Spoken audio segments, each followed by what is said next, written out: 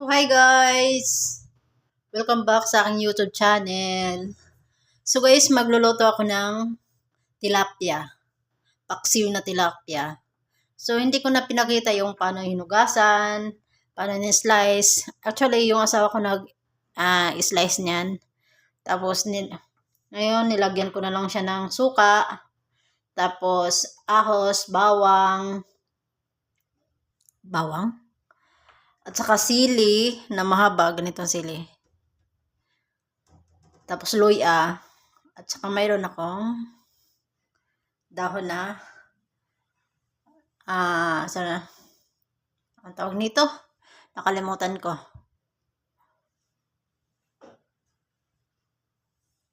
Basta nakalimutan ko siya. Tapos lalagyan ko na siya ng pepper.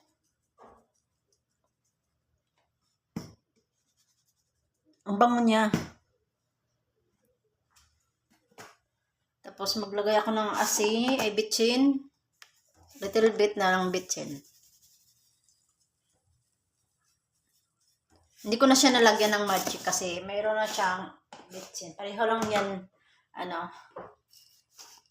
magic at saka bitchin. Tapos lagyan ko ng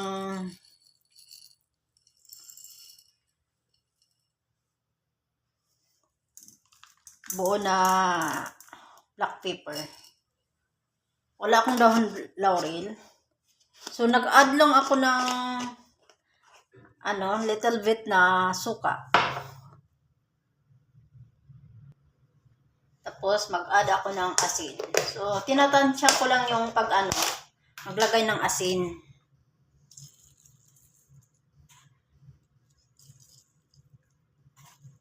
Kasi yung asin dito, iodized, matagal siyang, hindi ko siya malasahan agad. Hindi tulad yung asin na, yung buong asin.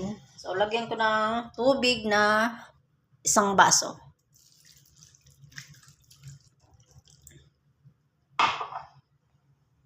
So, maglagay din ako ng, mantika. Wala akong olive oil, kundi mantika lang ilalagay ko. Little bit lang siya. Ayan.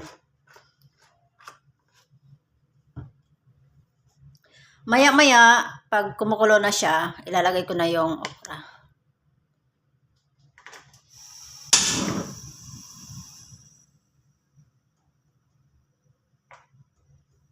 Kailangan tawag nun, kunti na lang yung tubig.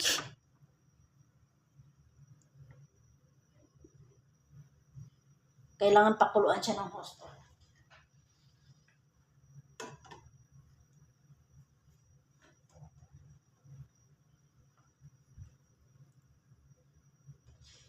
So, kahapon, nagpaangat kami ng isda.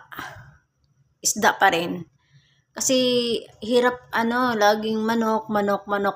Ay, nako, iniisip ko na, sana matubuan na lang ako ng pakpak para pag-uwi sa Pilipinas, hindi na sasakay ng aeroplano, kundi na lang, lilipad.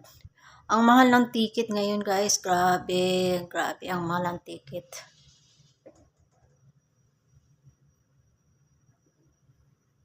So, hintayin lang natin na kumukulo siya.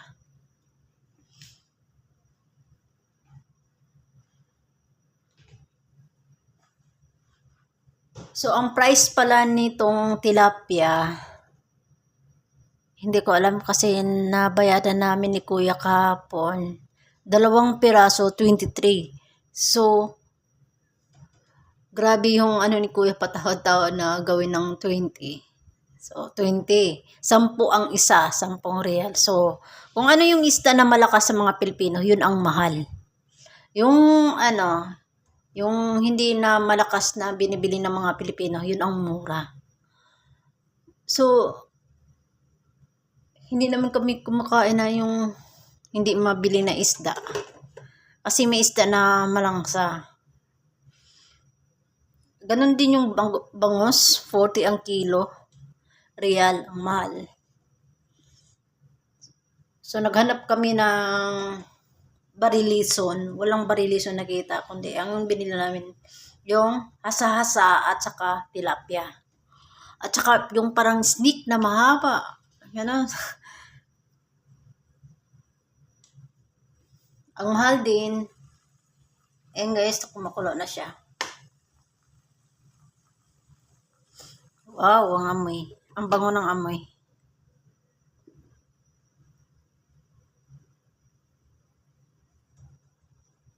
So guys, tikman natin kung malasa na ba yung ano. Yung paksi ko na tilapia.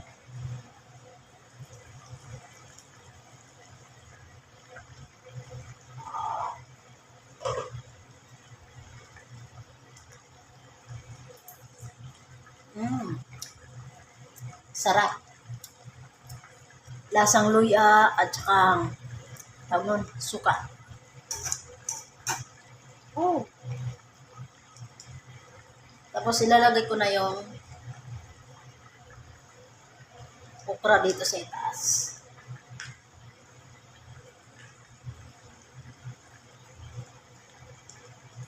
So ito lang yung okra ko, konti lang. Wala nang laman yung wala nang gulay.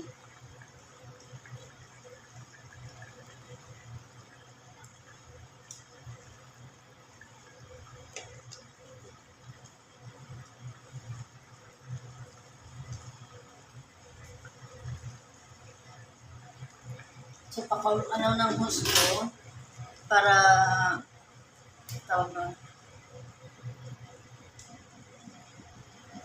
Tingnan mo yung ano. Oh, yun. Kakagulat siya. Ay, ginoo. Natakot ako. Hindi ko siya makontrol. Yan. Lakpan natin. Ay. Ganun siya guys. Itong apoy na to. Mahirap siya ano.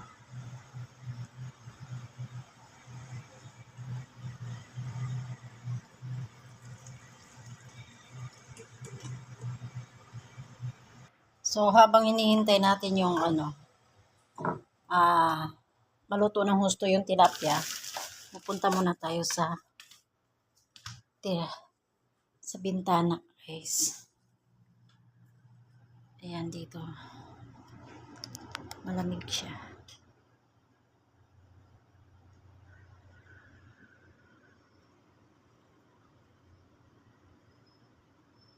Ganito siya. Jubil. Diba? Sobrang lungkot. Wala kang marinig kundi yung ingay ng mga aircon, sasakyan. Paggabi aircon lang. Wala kang naririnig na sounds. So, ganito dito ang buhay.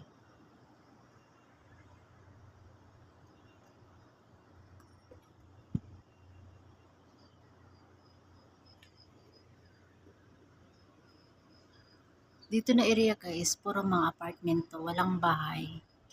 Puro mga apartment dito. Kasi sa city to, area ng city.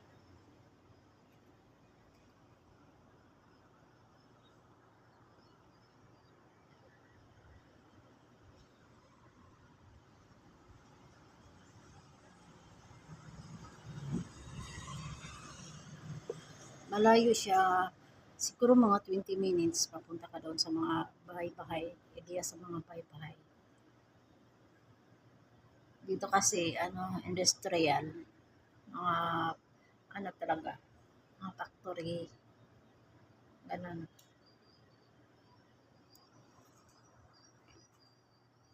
So, titingnan ko na yung niluto ko ng tilapia.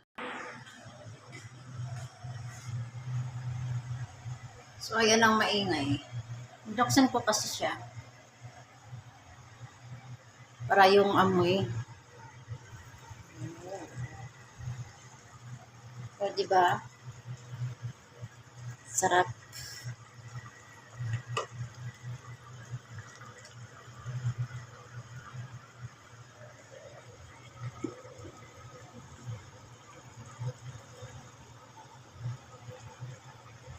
Tikman natin. Titikman ko na yung luto ko.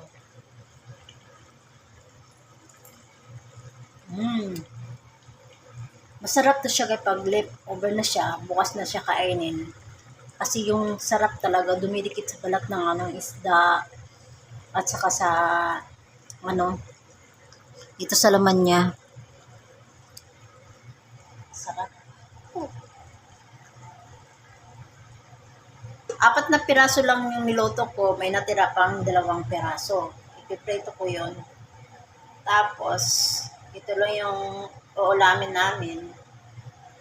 2 lang kami dito.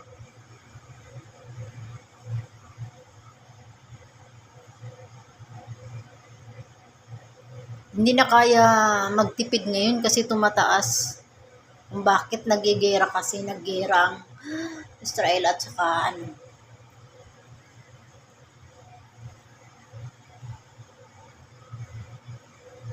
Gaza. Akala ko talaga dati guys, yung Gaza, part ng Israel. Yun pala, part pala ng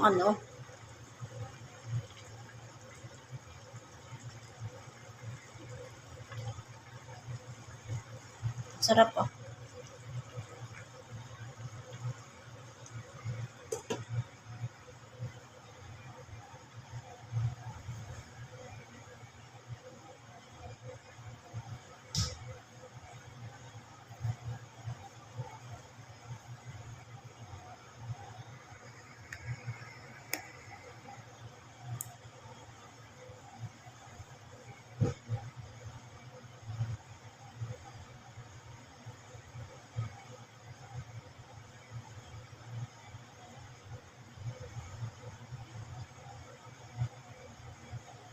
Yung baka dito, makabili ka ng 15 real o 10 real, makakain ka na sa isang araw. Tapos, ang problema lang, gan pareho lang sa Pilipinas, yung baka, matigas.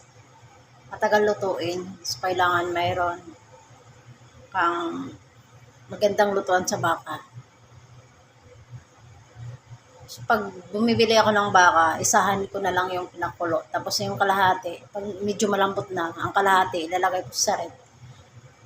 So, ang kalahati, lulutuin ko siya. Ganito dito. So, yung mga baka, may mayroong Iba kasi yung lasa na yung baby pa yung baka. Iba sa yung lasa. Nakabili na ako doon sa supermarket. Ibang lasa.